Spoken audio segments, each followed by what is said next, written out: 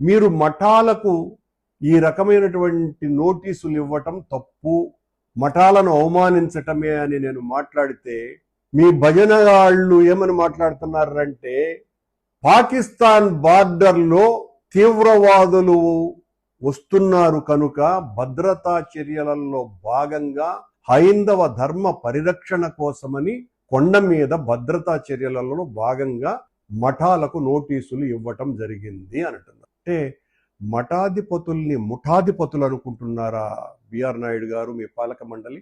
వాళ్ళు మోసేటువంటి కమండలంలో ఏమైనా రసాయనిక పదార్థాలు ఉన్నాయని అనుకుంటున్నారా?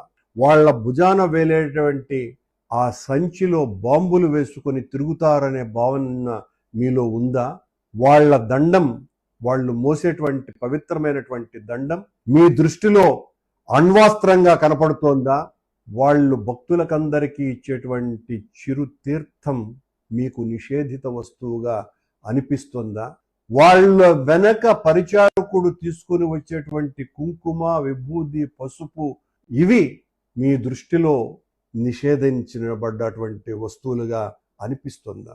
ఇలా వాళ్ళను అవమానపరచటం తప్పు అని నేను మాట్లాడితే పాకిస్తాన్ బార్డర్లో తీవ్రవాదుల ప్రవేశం జరుగుతూ ఉంది కాబట్టి మఠాధిపతులకు నోటీసులు ఇవ్వటం జరిగింది అన్నటువంటి మాట మాట్లాడేటువంటి ఆ మహాజ్ఞానులను మీ పక్కన పెట్టుకొని నన్ను తిట్టించడానికి వాళ్లను హ్యాపీగా వాడుకుంటూ తద్వారా వాళ్ళు పొందుతున్నటువంటి లబ్ధి ఎంతనో అందరికీ కూడా చాలా బాగా తెలుసును, ప్రపంచమంతా కూడా ఈరోజు